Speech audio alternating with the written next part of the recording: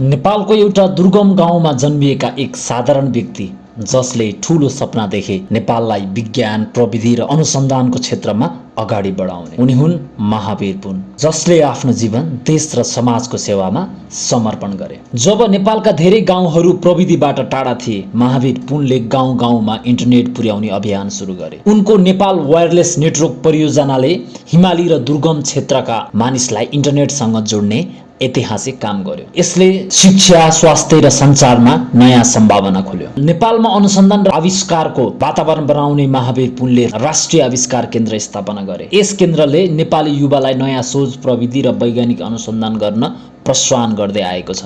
महावीर पुनको लक्ष्य केवल एउटा आविष्कार गर्नु मात्र होइन, उनको उद्देश्य थियो नेपाली युवाले आफ्नै देशमा बसेर नयाँ प्रविधि विकास गरून्। उनले धेरै विद्यार्थी र अनुसन्धानकर्तालाई अवसर र प्रेरणा दिए। आफ्नो जीवन सुविधा भन्दा देशलाई प्राथमिकता। सफलता र अवसर विदेशमा हुँदाहुँदै पनि महावीर पुनले आफ्नो जीवन नेपालमै बसेर समाज सेवामा लगाए। उनले व्यक्तिगत सुख भन्दा देशको भविष्यलाई ठूलो ठाने। महावीर पुनले नेपालमै प्रविधि निर्माण, अनुसन्धान र उत्पादन बढाउने अभियान चलाए। उनको सपना छ नेपालले अरू देशबाट मात्र प्रविधि किन्ने होइन, आफ्नो प्रविधि बनाउन सक्ने बनोस्। महावीर पुन एउटा नाम मात्र होइन, एउटा सोच हो। उनले देखाए ठूलो परिवर्तन पैसाले होइन, इच्छाशक्ति र समर्पणले सम्भावना हुन्छ।